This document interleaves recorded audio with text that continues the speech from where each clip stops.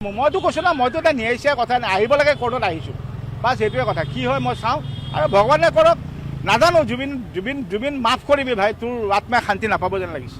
আজি ক'ত গ'ল এই উকিলখিনিৰ কথা মই কৈ আছিলোঁ, কোনো উকিলে নল'লে। অসমৰ উকিলে ল'লে কেছ, কেইটাই মাতিলে, মই অকলে চিঞৰিলোঁ। মই অকলে মাতিলে নহ'ব, ইমান সংগঠন আছিল, ইমান আমাৰ মানুহ আছিল, কিয় নামাতিলে কোনো? বাহিৰৰ পৰা উকিলে আহি পেলাই ইয়াতে মাত মাতি থৈ গ'ল। জুবিনৰ হত্যাকাৰীক ইয়াৰ পৰা বচাব গুচি গ'ল, ইয়াত আহি বহি থৈ গ'ল অসমত। কোনোবা এটা আগবাঢ়ি আহিলেনে? তেওঁক মাৰপিট কৰিব নালাগে ন? তেওঁকতো বুজাব পাৰিলেহেঁতেন অসমীয়া মানুহ হয় যে আমাৰ অসমৰ হৈ আপোনালোকে প্লিজ এই আমাৰ হত্যাকাৰীক বচাব চেষ্টা নকৰিব।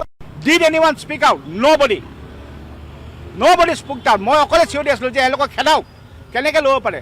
সেইটোতো বাদেই দিয়ক, বাহিৰা মানুহটো আহি পেলাই আমাৰ মূৰত হাগি থৈ গ'ল।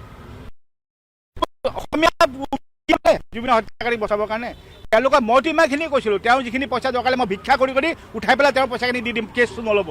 কিন্তু কোনোতো নামাতিলে। এনেই ফেচবুকত জুবিনৰ কথা ডাঙৰ লিখি থাকিলে নহ'ব ন। আপোনালোকৰ এটা সংগঠন আছে, আপোনালোকৰ ইমানখিনি আমাৰ পাৰ্টিজ আছে, অমুক আছে তমুক আছে, আপোনালোকে গোট খাই আহক না। এটা মানুহে মই চিঞৰি থাকিলে নহ'ব ন জুবিনৰ ন্যায় বিচাৰি। সেইকাৰণে দুখ লাগিছে মোৰ। মইতো কৈছোঁ না, মইতো এটা ন্যায়িক কথা নাই, আহিব লাগে কোৰ্টত আহিছোঁ, বাছ সেইটোৱে কথা। কি হয় মই চাওঁ, আৰু ভগৱানে কৰক, নাজানো। জুবিন মাফ কৰিবি ভাই, তোৰ আত্মাই শান্তি নাপাব যেন লাগে।